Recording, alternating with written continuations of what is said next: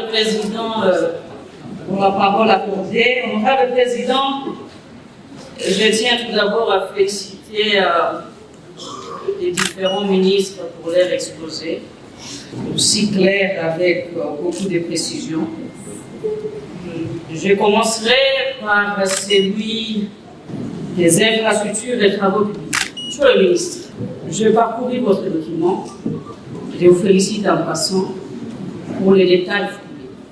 Mais tout ce que je vais noter est que c'est de bonnes intentions. Et je pense que le Parlement que nous sommes fatigués.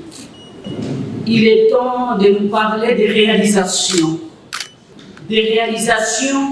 concrètes, en nous disant ici que, par exemple, en 2022, nous avons construit tel nombre de kilomètres de routes sur l'ensemble du territoire national et préciser également les endroits où, comment et quand. Parce que presque partout sur l'ensemble du territoire national, nos routes sont devenues impraticables. Et je remercie notre collègue Kambaï qui nous donne de temps en temps l'occasion comme ça de pouvoir poser des questions. Mais nous sommes un peu fatigués parce que chaque fois nous revenons pour poser les mêmes questions. Et au retour, les membres du gouvernement reviennent avec les mêmes récitations. Honorable Président, ça me préoccupe un petit peu. Où en sommes-nous, Monsieur le ministre, avec le fameux zéro trou? Parce qu'aujourd'hui, il y a des trous presque partout à Kinshasa. Pouvez-vous nous faire le bilan? Parce qu'il y a eu quand même l'argent alloué, les moyens alloués à cette initiative. Pouvez-vous nous faire le bilan clair, chiffré? Combien de trous ont été touchés ou passez-moi les mots. Bouchés. Combien de trous exactement et dans quelle commune? Parce qu'en entrant seulement ici du Parlement, il y a plus ou moins 1000 trous.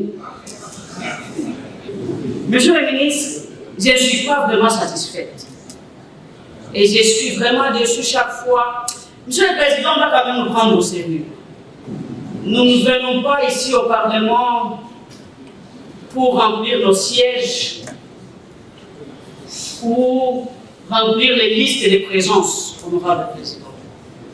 Si c'est pour ça, alors, vaut mieux ne plus venir au Parlement. Vaut mieux ne plus venir au Parlement, honorable Président, parce que nous devons être pris au sérieux. Cela veut dire que nous portons le problème des provinces, le problème de nos concitoyens, qui sont en train de nous suivre en direct de la télévision nationale, honorable Président, et nous ne devons pas donner l'impression dans cette chambre comme si nous venons acclamer les membres du gouvernement. Honorable Président, ça va cesser. Monsieur le ministre, nous attendons de vous des réponses claires en termes de réalisation dans nos différentes provinces et ici à Kinshasa, tout en soutenant les préoccupations soulevées par mon collègue Kambaï concernant la province du Kasaï central et les routes nationales numéro 1, ainsi de suite. Et j'ai apprécié le fait que vous avez aussi détaillé où passent ces routes dans les différentes provinces et comment les provinces sont bénéficiaires. Mais je suis restée sur ma soif du fait que je m'attendais également à des réponses sur les réalisations concrètes. Où se trouve le problème, monsieur le ministre? Est-ce que vous avez de bonnes idées? C'est le Conseil des ministres qui pose problème? C'est quoi le problème au juste? Tous les ministres qui viennent ici nous amènent que de bonnes intentions. Maintenant, qui doit exécuter? C'est vous, les pouvoirs exécutifs. Nous accompagnons le pouvoir exécutif. Vous êtes censés venir au Parlement nous parler de vos réalisations. Honorable Président, moi je demeure sur ma soif. Concernant la problématique de nos routes, honorable Président.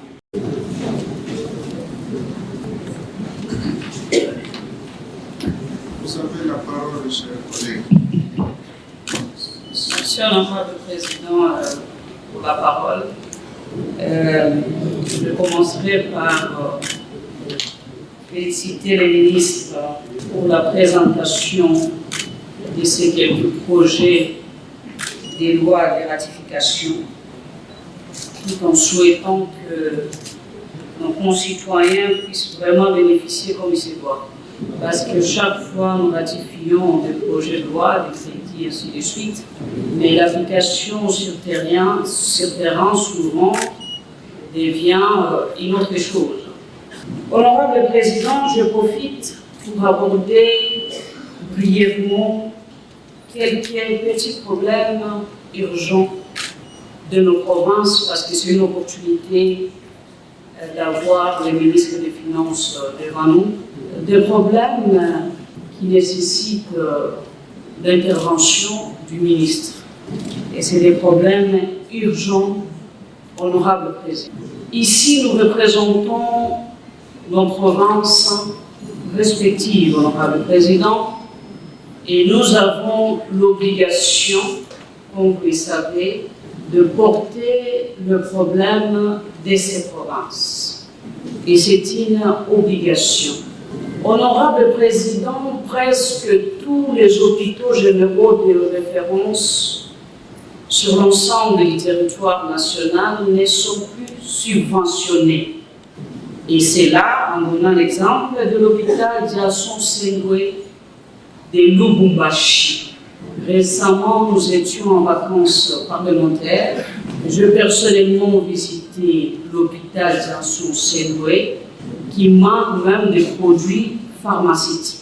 Et je pense que c'est un problème presque dans toutes les provinces. Et mes collègues ici ne peuvent pas me contredire. Parce qu'en ce moment, nous sommes en train de rédiger le rapport relatif à nos rapports, les rapports de nos vacances parlementaires.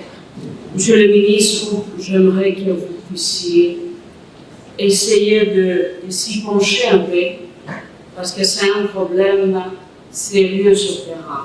Tous nos concitoyens n'ont pas les moyens d'aller dans les hôpitaux privés. Et ce sont ces hôpitaux qui aident la population depuis 2000 sur l'ensemble du territoire national. Je vous demande, Monsieur le ministre, honorable Président, avec votre permission, à ce que le ministre puisse veiller et voir comment résoudre ce problème. Honorable Président, c'est une obligation pour l'État. Ce sont des établissements publics. Le deuxième problème, honorable Président, c'est le problème, comme vous le savez, des non-paiements des salaires des députés provinciaux et les frais de fonctionnement des assemblées provinciales.